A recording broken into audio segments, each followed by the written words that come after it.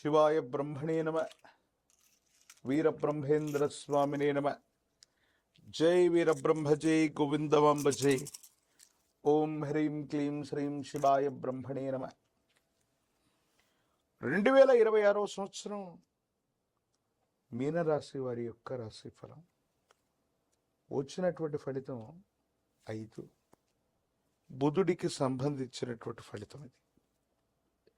ఓ వైపేమో జన్మరాశి జన్మలగ్నంలో శని భగవానుడి యొక్క తీక్షణమైనటువంటి సంచారం, మరో దశ రాహు సంబంధమైన స్థితిగతులు. కానీ ప్రశ్నాశాస్త్రాన్ని అనుసరించి వచ్చినటువంటి ఫలితం బుధుడికి సంబంధించిన ఫలితం. కొన్ని సందర్భాల్లో కెరియర్కు సంబంధించిన అంశాలు, వృత్తి ఉద్యోగం వ్యాపార సంబంధమైన అంశాలు చాలా అద్భుతంగా ఉండబోతున్నాయి. యోగదాయకమైనటువంటి ఫలితాన్ని ఇచ్చేటువంటి అవకాశం ఉంది. కానీ విరామం విశ్రాంతి లేకుండా మీరు ప్రయాణం చేయటం, విరామం విశ్రాంతి లేకుండా పనిచేయటం, ఆరోగ్యపరమైనటువంటి అంశాల్లో కొన్ని ఇబ్బందులు తలెత్తే అవకాశం ఉంది. దీర్ఘకాలికంగా ఉన్నటువంటి కొన్ని ఆరోగ్య సమస్యలు, మీ శరీరాన్ని రోగ నిరోధక శక్తిని తగ్గించటం, హార్మోన్స్ లేదా విటమిన్లకు సంబంధించినటువంటి ఇన్బ్యాలెన్స్, మీ జీవన శైలిలో వచ్చినటువంటి మార్పుల్ని హఠాత్తుగా తట్టుకోలేకపోవడం. కాబట్టి ఆరోగ్యపరమైనటువంటి అంశాల పట్ల మాత్రం మీనరాశి జాతకులు చాలా జాగ్రత్తగా ఉండటం చెప్పదగినటువంటి సూచన. ప్రత్యేకించి వృత్తి ఉద్యోగం ఒకవైపు, ఆరోగ్యాన్ని మరోవైపు సమన్వయం చేసుకోవటంలోనే ఈ సంవత్సరంలో అనుకూలవంతమైన ఫలితాన్ని మీరు పొందేటువంటి అవకాశం ఉంది. కుటుంబపరమైన అంశాలు, జీవిత భాగస్వామికి సంబంధించిన స్థితిగతులు, అనుకూలవంతమైనటువంటి అంశాలన్నీ కూడా ద్వితీయ అర్థం చాలా అనుకూలవంతంగా ఉంటాయి. సమన్వయంతో, భావోద్వేగాల్ని నియంత్రించుకోవడంతో మీరు వైవాహిక జీవితంలో అవ్వచ్చు, వ్యక్తిగతమైనటువంటి జీవితంలో అనుకూలవంతమైనటువంటి ప్రభావాన్ని పొందేటువంటి అవకాశం ఉంది. తొందరపాటు చర్యల వల్ల అవ్వచ్చు, తొందరపాటుగా తీసుకునేటువంటి నిర్ణయాల వల్ల వైవాహిక జీవితం అవ్వచ్చు, కుటుంబపరమైనటువంటి వ్యక్తులతో మనస్పర్ధలు వచ్చేటువంటి అవకాశం ఉంది. కాబట్టి మాట్లాడుతున్నటువంటి ప్రతి మాటతో పాటు తొందరపాటుగా మీరు చేసేటువంటి కొన్ని చర్యలు ఇబ్బందులకు కారణమయ్యేటువంటి అవకాశం ఉంది. రహస్యమైనటువంటి మిత్రుడు, రహస్యమైనటువంటి సంభాషణ వల్ల వైవాహిక జీవితంలో ఇబ్బందులు తలెత్తేటువంటి అవకాశం ఉంది. అపోహలు, అపార్థాలకు తావ్యకుండా ఉండేటువంటి ప్రయత్నాన్ని కూడా మీరు తప్పకుండా చేయాలి. మరోవైపు సంతాన సంబంధమైనటువంటి స్థితిగతులు, వాళ్లకు సంబంధించినటువంటి భవిష్యత్తు కోసం మీరు తీసుకునేటువంటి నిర్ణయాలు అనుకూలంగా ఉండబోతున్నాయి. కానీ కొన్ని సందర్భాల్లో మీరు ఆలోచించేటువంటి ఆలోచనకి సంతానం అవ్వచ్చు, కుటుంబ సభ్యులు తీసుకునే నిర్ణయాలు ప్రతికూలంగా ఉండటం మానసికమైనటువంటి వ్యధకి కారణమవుతాయి. వాళ్ళ యొక్క సంక్షేమం కోసము, వాళ్ళ అభివృద్ధి కోసము మీరు బరువు బాధ్యతల్ని నిర్వర్తిస్తున్నటువంటి సందర్భంలో వాళ్ళు తీసుకునేటువంటి నిర్ణయాలు వేరొక రకంగా ఉండటం మానసికంగా ఆందోళన కలిగించేటువంటి అంశంగా చెప్పబడుతుంది. ఏది ఏమైనప్పటికీ కూడా మీనరాశి జాతకులు మీరు చేస్తున్న వృత్తి, ఉద్యోగం, వ్యాపార సంబంధమైనటువంటి అంశాలు అత్యద్భుతంగా ఉంటూ ఉంటాయి.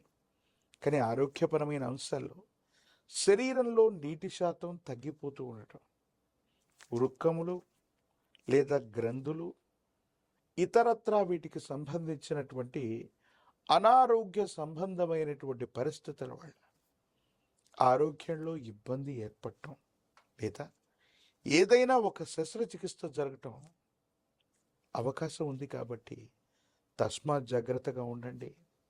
వేగంగా నడిపే వాహనాలు వెళ్ళవచ్చు, వేగంగా నడుస్తున్న పరిస్థితులు వెళ్ళవచ్చు, కింద పడటం, దెబ్బలు తాకటం, ఎముకలు, కండరాలు, కీళ్ళు, తల భాగానికి సంబంధించినటువంటి అనారోగ్యం లేదా దెబ్బలు తాకేటువంటి అంశం ఉంది. కాబట్టి ప్రయాణాలు, వేగవంతంగా నడిచేటువంటి ప్రక్రియల్లో జాగ్రత్తగా ఉండటం చెప్పదగిన సూచన. విటమిన్ లేదా హార్మోన్ల యొక్క ఇన్బ్యాలెన్స్ మీ శరీరంలో జరిగే అవకాశం ఉంది. కాబట్టి వాతావరణ పరిస్థితులని అనుసరించి మీకు సంబంధించిన విశ్రాంతవచ్చు ఆహారాన్ని నియంత్రించుకొని తీసుకోవటం అనుకూలవంతమైనటువంటి ఫలితాలకి కారణమవుతుంది. ప్రథమార్థం మొత్తం కూడా మారుతున్న గ్రహగతుల్ని అనుసరించి ఇలాంటి పరిస్థితులు ఉంటూ ఉంటాయి. కాబట్టి సంవత్సరంలో ద్వితీయార్థం అత్యంత అనుకూలంగా ఉంటుంది. భావోద్వేగాల్ని నియంత్రించుకోవటం వల్లే అనుకూలవంతంగా ఉండే అవకాశం కనిపిస్తూ ఉంటుంది. రాజకీయపరమైనటువంటి రంగంలో ఉన్నటువంటి వాళ్ళకి పదవీ ప్రాప్తి అయితే విద్యార్థులకు ప్రథమార్థం కంటే కూడా ద్వితీయార్థం అనుకూలవంతంగా ఉంటుంది. జ్ఞాపక శక్తి తగ్గిపోవటం లేదా పరీక్షలు రాస్తున్న సమయంలో అనారోగ్యం పాలవటం, మతిమరుపు కారణాల వల్ల సరైనటువంటి ఉత్తీర్ణత పొందలేనటువంటి పరిస్థితులు గోచరిస్తుంటాయి. విదేశీ ప్రయాణం కోసం కానీ విదేశాల్లో ప్రఖ్యాతి చెందినటువంటి యూనివర్సిటీల్లో చదవటానికి ప్రయత్నం చేస్తున్న విద్యార్థులకి ఇది యోగదాయకమైనటువంటి కాలం. నిరుద్యోగులకి ద్వితీయార్థంలో ఉద్యోగం లభిస్తుంది. వివాహం కానటువంటి స్త్రీ పురుషులకి అనుకూలవంతమైనటువంటి సమయం. ద్వితీయార్థం అత్యంత అనుకూలవంతంగా ఉంది. కళ్యాణ గడియలు తప్పకుండా నడిచేటువంటి అవకాశం ఉంటుంది. తీక్షణమైనటువంటి ఏలినాటి శని ఒకవైపు, రాహు సంబంధమైనటువంటి స్థితిగతులు, ప్రత్యేకించి కొన్ని గ్రహాల యొక్క గోచారవశాత్తు వాటి యొక్క మార్పు అనేటువంటి జరుగుతుంది. కాబట్టి దేవగురు అయినటువంటి బృహస్పతి యొక్క అనుకూలత అవసరం ఉంటుంది. కాబట్టి గురుచరితని పారాయణ చేయటం మంచిది.